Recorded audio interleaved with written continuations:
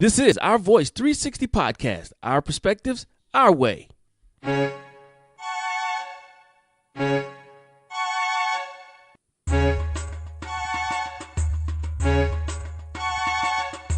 Hey, I'm your host, Chad Bumgarner, and Our Voice 360 is a podcast from our perspective, providing inspiration, business and leadership tips, Black history knowledge, sports, current news events, and self-help insight, along with other information to keep you in the know while you're on the go. Today, we'll kick off the show with a little motivation and inspiration from none other than Mike Brown. Right after that, we'll get some great business and leadership tips and insight from the leadership coach himself, me, Chad Bumgarner. Then we'll switch gears a bit and get educated on who we are when Mike Brown comes back to us with some Black history pearls of knowledge of self. Next up, we'll get our sports commentary and updates with our sports guru, Pete Hunt. Following Pete will be the brilliant and talented news reporter, Fentress Chestnut Fountain, with our current news events information.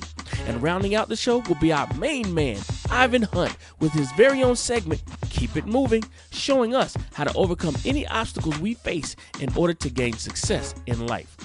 Okay, are you ready? Let's go! Hello, everybody. Welcome back to Our Voice 360. It's your man, Mike Brown. Listen, I have a question for you. If a person cannot be supportive of your dreams, of your aspirations, everything that you say to that person about an idea that you have, that you choose to venture out on or accomplish, they constantly shoot it down. Why do you have that person in your circle? Go ahead, I'll wait. Understand, you have to learn to surround yourself with positive people. From positive people comes positive energy. From positive energy comes positive change. And from positive change comes positive success. You got to keep the devil out your business, people. Everybody that smiles in your face is not your friend. I know grandmama told us that growing up. We didn't pay it any attention then, but we need to pay it some attention now. You have to understand that as you grow in life, you're going to have to let some people go. Sometimes they're in the same bloodline as you are. But in order to grow, you need to release the dead weight. You can't carry everybody with you because everybody is not ready for success. All right? I want y'all to think about that this week. Who in your circle is holding you back? Once again, thank you guys for listening. It's Our Voice 360. It's your man, Mike Brown. And I'm out. You guys have an awesome week. Peace. You're listening to the Our Voice 360 podcast, our perspectives from our way, keeping you in the know while you're on the go.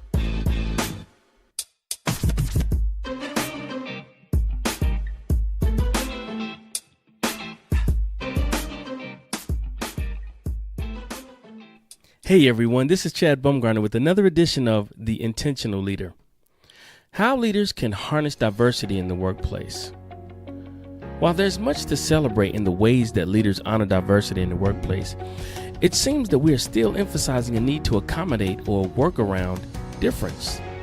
We've been socialized to think that if someone is different from us, if their culture or background is not the same as our own, we must behave as if that difference doesn't exist.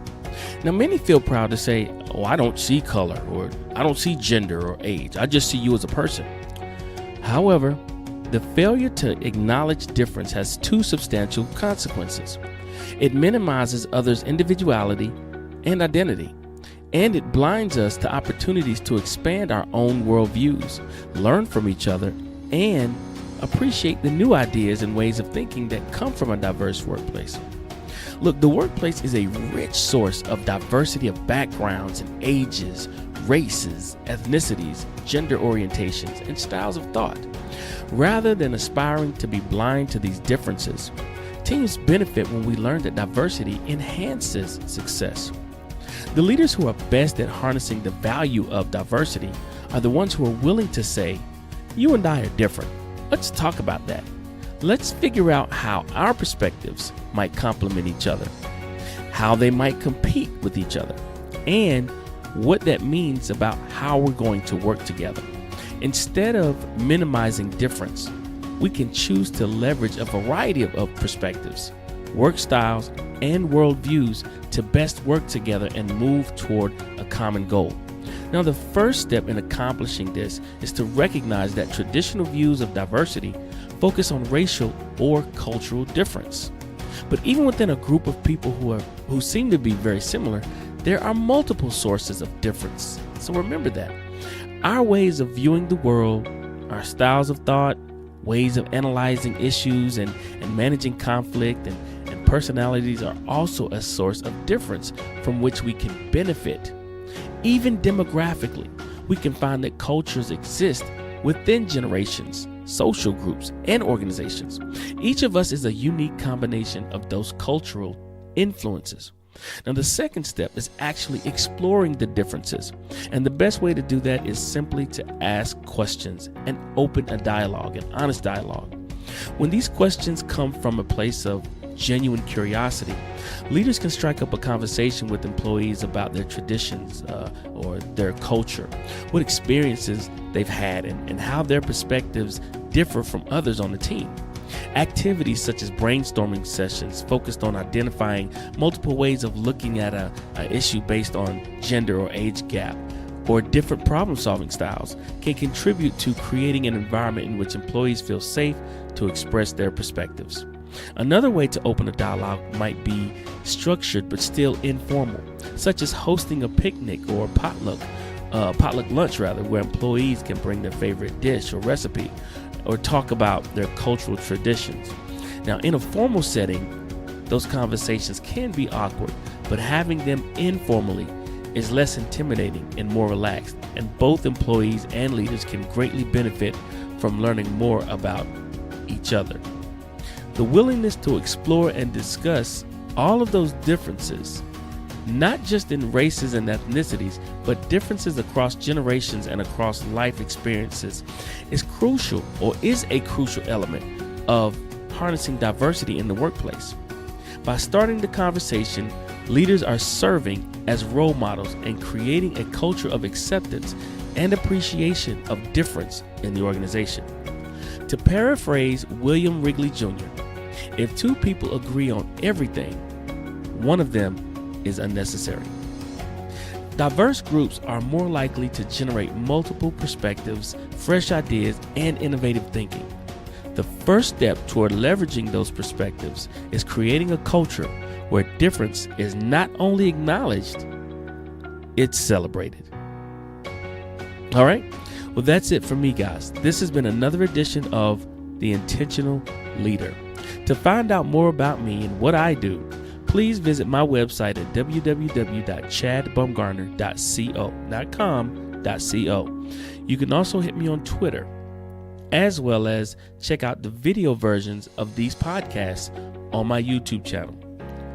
Thank you guys so much for tuning in to OurVoice 360.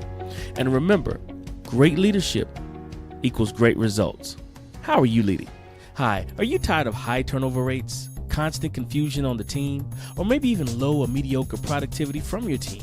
Well, the CDB Consulting Group has the experience and the business acumen to correct those issues and take you and your team to the next level. So contact us today. Go to www.chadbumgarner.co or call us at 678-571-2773. And remember, great leadership equals great results. How are you leading? Welcome back to OurVoice 360. It's your man, Mike Brown. Today, we'll be learning about Mr. Hughes Allison. The name Hughes Allison isn't widely known, but at the time, he was one of the most promising black writers of his era. Allison's most notable milestone as a writer is that he crafted the first black detective story, which was part of his larger aim to shatter black stereotypes in white mainstream America. Allison was born in 1908 in Greenville, South Carolina. In 1919, his family moved north to Newark, New Jersey, where he attended high school and college. Although he initially wanted to become a doctor, Allison found writing to be his true calling, and he entered Upsala College in East Orange to undertake the task of studying English and literature. While in school, Allison worked as an elevator attendant and wrote short stories and poems, some of which were published. His first story was published in 1935. The next major break for Allison happened with his play, The Trial of Dr. Beck, which featured a white actor by the name of William Bendix and was produced on Broadway. This manifested a connection with the Federal Theater Project by the Works Progress Administration. His time with the WPA was fruitful as the organization built a Negro theater which he produced works for. However, Allison's chief aim was to write strong black leads to appeal to white audiences as they deserved to have the same spotlight as their counterparts. Allison created the character Detective Joe Hill, a black detective modeled after real-life Newark Police Department detective Carl B. Norris. However, the Federal Theater program failed to sustain itself due to economic pressure, and despite the accolades and his formidable talent, Allison's work never reached its zenith. Allison's Joe Hill could have easily served as a precursor for Walter Mosley's Easy Rawlins characters. Later in life, Allison's health made it difficult for him to write. He struggled to make ends meet, but his wife, librarian Elita Anderson, kept a good record of his writings and manuscripts. He passed away in 1974 at the age of 66. Once again, people, know yourself, know your worth. Thank you again for listening. OurVoice 360. This is Sim Brown, and I'm out. Whether you go from state to state, coast to coast, there is no job too big, no project too small for Elect Graphics and Photography. If it's important to you, then it's important to us. Allow Elect Graphics and Photography to take care of all your graphic design, audio, and video needs. You can reach us at 828-855-3057. Thank you. You're listening to the Our Voice 360 podcast, our perspectives from our way, keeping you in the know while you're on the go.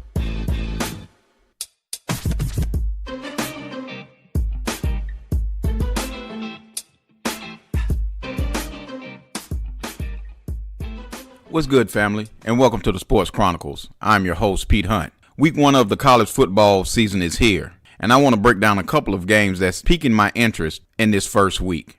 Let's start off with the number 6 Washington Huskies versus the number 9 Auburn Tigers playing in Atlanta. The Pac-12 didn't send a team to the college football playoffs last year, but the Washington Huskies have a very good chance this year to represent the Pac-12 in the college football playoff. They are very experienced up front, especially on the offensive and defensive lines. They have a great quarterback in Jake Browning, and their back end defensively is also very good. On the other side, Auburn is very inexperienced on the offensive line, and they will have to protect quarterback Jarrett Stidham under center. And you also have to remember that Kerryon Johnson also went to the NFL this year, so they will have to find out who can be their running back this year. I think this will be a very good game at the start, but I think just the experience and depth of Washington will win out in the end. The next game will be number 14 Michigan at number 12 Notre Dame. This game is going to come down to which quarterback can make the most plays when it matters the most. Brian Kelly has announced that Brandon Wimbush will start for Notre Dame, but Brandon Wimbush is going to be on a real short leash in this game. He's a great runner of the football, but he cannot throw the football at all. Brian Kelly is going to have to decide if Notre Dame is struggling at the beginning of this game, will he make a quarterback change?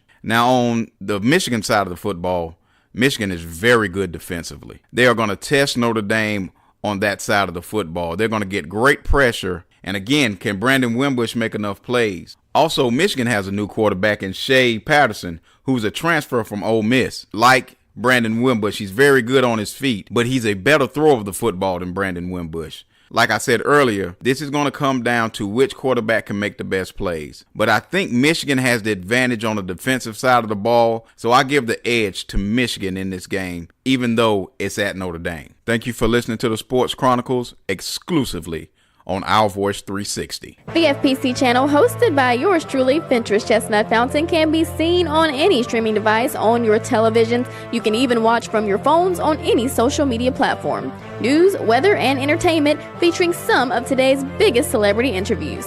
You don't want to miss out? You could also have your own TV show produced by Pinterest Productions and Communications LLC to expand your brand or business and get your content seen. Call 828-261-6122 or visit thefpcchannel.com for more information. You're listening to Our Voice 360, our perspectives, our way, keeping you in the know while you're on the go. I'm Pinterest, and let's kick it off with another segment of We Do It Big, highlighting Black excellence internationally. A nonprofit for an at-risk youth invited to the 2018 Tom Joyner Family Reunion. Orrin Checkmate Hudson is the founder of Be Someone. He was recently interviewed on the Tom Joyner Morning Show. This actually happened back in 2016, and now this year he has been invited to make an appearance at the annual Tom Joyner Family Reunion in Orlando, Florida. Teaching Africa Day to hold its 4th annual event, empowering the younger generation and families about Africa. As part of African Heritage Month in Washington, D.C. region, Teaching Africa Day will hold its 4th annual event on Saturday, September 1st at the Silver Spring Civic Building. A family-friendly occasion, Teaching Africa Day creates a platform for education and entertainment designed to enlighten the next generation about Africa and African heritage. TAD is a day where educators, authors, leaders, artists, and the whole community share knowledge and experiences from Africa and on Africa. Participants are selected to showcase a variety of unique resources available to teach and learn about classical and contemporary Africa. A new book celebrates the power of Black fatherhood and challenges contemporary myths about Black fathers. David Miller, a husband, father of 3, writer, and social entrepreneur, has released Lessons We Learned from Our Fathers, Reflections from the Men in Our Lives. The book is a valuable addition to the books written about the life-affirming power of Black fathers. Miller, a former public school teacher, felt it was necessary to highlight ordinary Black fathers who in many situations overcame obstacles to become great fathers. Miller believes that while many new articles, reports, and documentaries focus on the war stories of Black fatherhood, he felt it prudent to highlight the awesome relationship between Black fathers and their children. A woman is on a mission to host the first ever photography conference for Black photographers. Tamoya Colvin is the founder of Tamoya Colvin Education. It's an online education platform for photographers that features speakers of color and celebrates diversity. It's hosting its inaugural photography conference called The Cookout. The Cookout will be held in Atlanta, Georgia on September 16th through 18th and will feature an all-Black photography speaker lineup in hopes to fill a void in the photography industry by providing photographers of color an opportunity to network, grow professionally, and take their photography and business skills up a notch. So kudos to her. A 10-year-old violinist has gone viral. Leah Flynn played a tribute to Aretha Franklin on her violin. The extraordinaire performed Natural Woman, a tribute to the late Aretha Franklin. You can watch the video on YouTube. Leah has largely captivated audience around the world with her God-given musical talent and pure heart of gold. Her journey as a violinist extraordinaire is an inspirational story of tragedy turned triumph.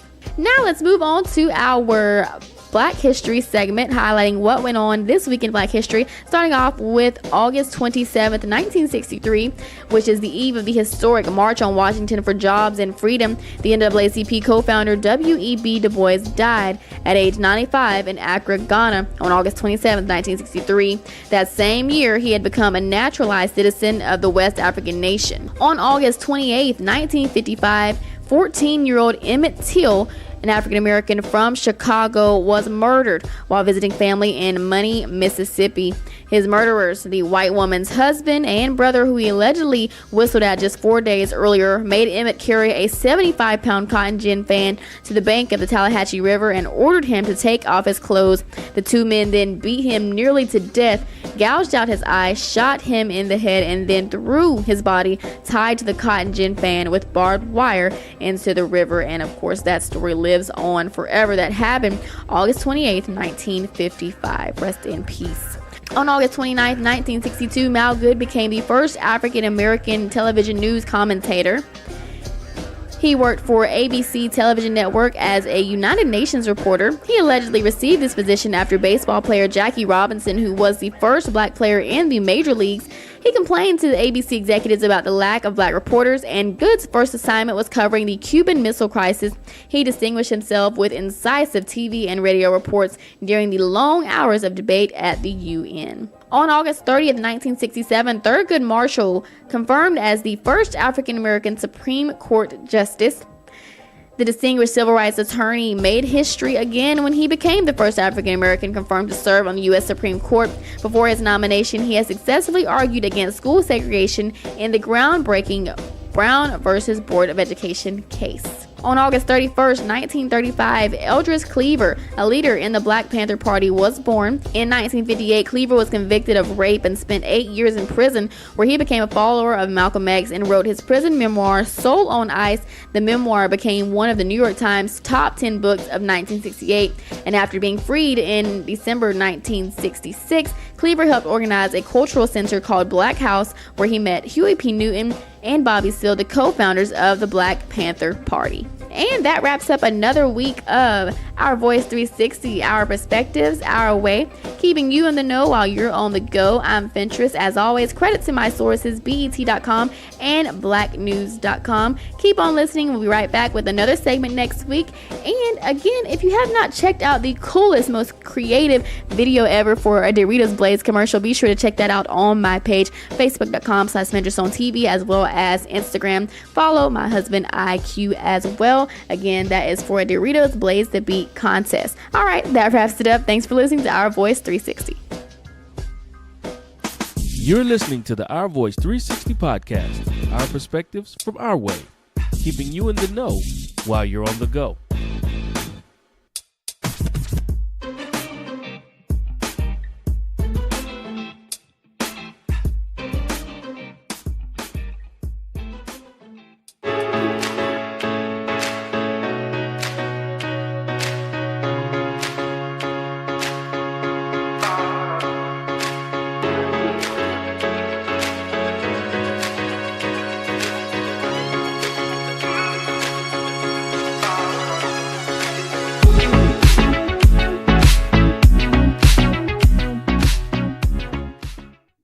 Hey everybody, this is me, Ivan Hunt, the host of Keep It Moving.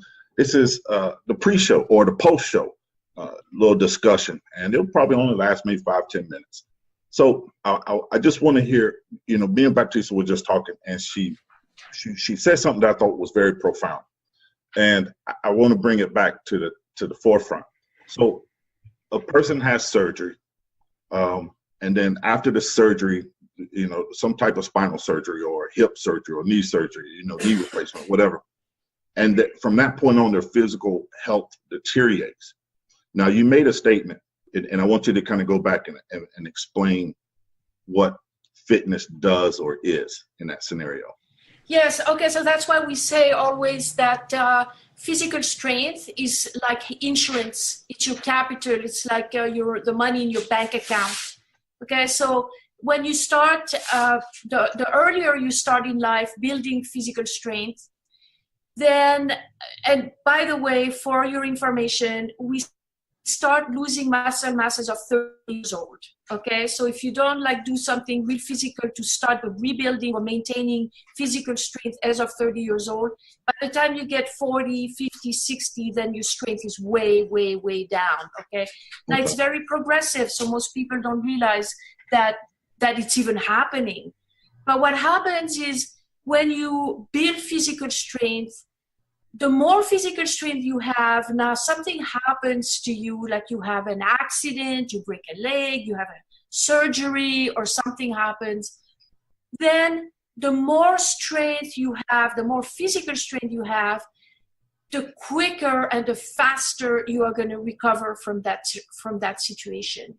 Okay. Now, the weaker you are and something happens, then it's very, very difficult to recover because you're weak, and now you're weaker with the surgery, so there's no reserve to recover. Right. So a lot of time people go down after something that they're healthy, then all of a sudden something happens and they did see it coming, and now they can't recover.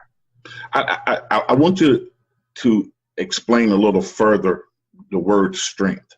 So and maybe that's part of the masculine energy that you're discussing, we're referring to during our actual interview. I hear strength, right? And I automatically think, okay, what's my max, right? So what's my max on the bench? That's what I hear with strength. So what exactly do you mean, when you say strength? Okay, so yeah, you're a guy, so you're automatically thinking about bench pressing. Yeah, okay, well, I think of bench pressing too, because I couldn't lift anything. I had so many injuries, I couldn't lift a pound, okay? And now I can actually do dumbbell presses with 35 pounds dumbbells in each hand, so that's not bad, okay? Right. So the relationship with how much weight you can lift and strength, actually, it does matter, okay, that relationship. Because this is what the beauty about weightlifting, it's quantifiable, all right? So lifting, it's quantifiable. If you can lift a pound and if you can lift 25 pounds, you're stronger at 25 pounds. Right. But it's not only about just how much weight you can lift, okay? It's about the balance in the body. So the way we explained earlier in your show, it's also about having a balance between the female and the male energy that we have, each of us in the body. Mm-hmm. So the way you express it, I want to bench press, how much, that's kind of really male. So we don't look at it that way. We look at it more in a whole integrated form, where we look at the body as a whole, and we build the strength progressively from the inside out, which also strengthens the mind and the nervous system, and gives you quiet, peace inside the body. And this is where the healing takes place. And this is what people don't understand, is the healing. The body has an innate ability to heal itself. Right.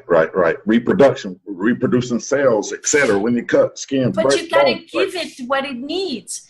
So when you are able to ground and strengthen your body, your mind, and weightlifting is a great way to do it, because you can impact the body with such an incredible amount of strength. So that's what we mean by strength. And I tell you something, an example. We have a student, because the people on our system, they stay on the system for a long time. Because it's educational, it stays with them for the rest of their life. So we have somebody, actually a medical doctor. He lives in Las Vegas now, but he's been on the program for over 15, 16 years now. Okay. And a few years back, he had a really bad bicycle accident.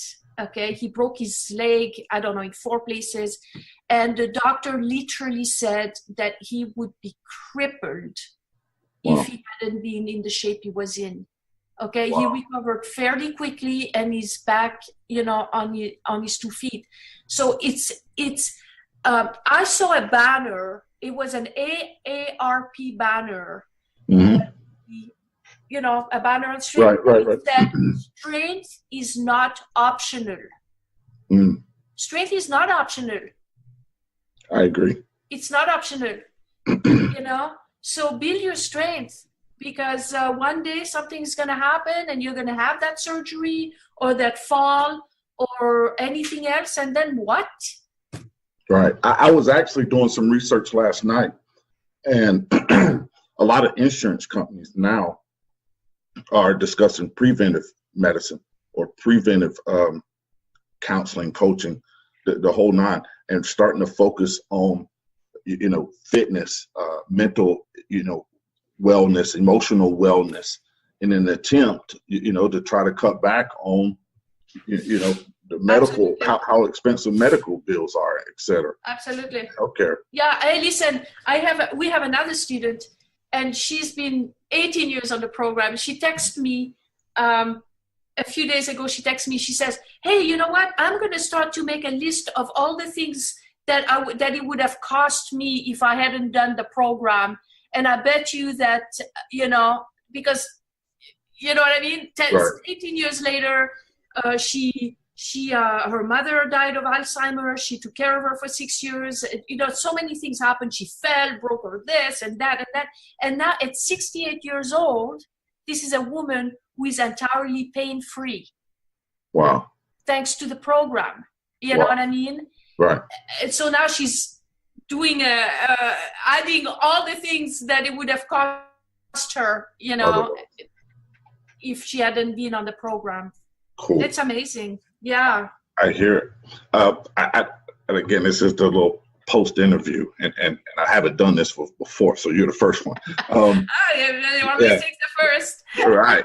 But it's I just it touches home, so I see the relevance. What would be your last departing message for our viewers and listeners? Strength training is the number one preventative sport. It's the number one anti-aging sport now. It's been proven beyond personal training, beyond yoga, beyond Pilates, beyond aerobics, beyond anything. Do the research and incorporate strength training. And you don't have to wait until you're 60 years old to start. Start early because it's insurance. And ladies, you're not going to get bulky. Right. You're not going to get bulky. Just keep an open mind, take that leap of faith. And if you want the best of the best, then go to drfitnessusa.com because we're going to save you about 10, 15 years of searching or going into a gym, hitting dart, like in a dark room, hitting this. Because I see what people do in the gym, and I'm not saying there are people that are looking good and they do their thing and they're okay. Right. But for the majority of people, right, especially the women, especially the women over 40, okay, because a lot of them have no clue. They go and they go from this machine to that machine, then they take a 10-pound weight, they do a little thing here. There's no real organization, no system, and we call it occupational therapy. Really? Okay. It's okay, that's okay. But it doesn't mean that it's really building strength, realigning the posture, and getting all those amazing benefits that you can get if you actually knew what you were doing. Because in our system, you can literally go to the gym 1 to 3 times a week for 30 to 40 minutes and get those results that we're talking about. So It's not like you don't have to be a gym rat. You don't have to go every day. As a matter of fact, you shouldn't go every day. When we hear people and we say, do you work out? And they say, oh yeah, I work out every day. We go, okay. Shouldn't work out every day. You know what I mean? Right. The body needs rest. Everything in balance. So, hey, if you want to save yourself 10, 15 years of searching or hit and miss, and you want to get the results, then, hey, go to Dr. Fitness USA because we got the secret sauce. I see. Baptista, again, I want to thank you. I've really enjoyed our conversation today, and I know almost for a fact that somebody is going to take a lot of information from this, and they're going to be encouraged and inspired enough to actually take action. So I just want to thank you again. Well, thank you. So that's the post-show wrap-up. This is Ivan Hunt for Keep It Moving. Holla.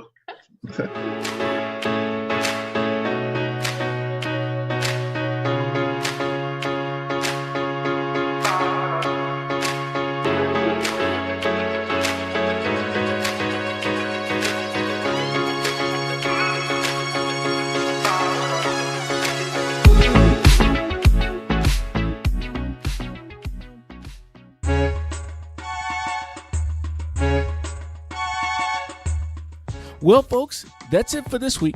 I'm your host, Chad Baumgartner. I want to give a shout out to my OurVoice 360 team, Mike Brown, Pete Hunt, Fentress Fountain, and Ivan Hunt. As always, thanks for tuning in to OurVoice 360, our perspectives, our way, keeping you in the know while you're on the go. See you next week.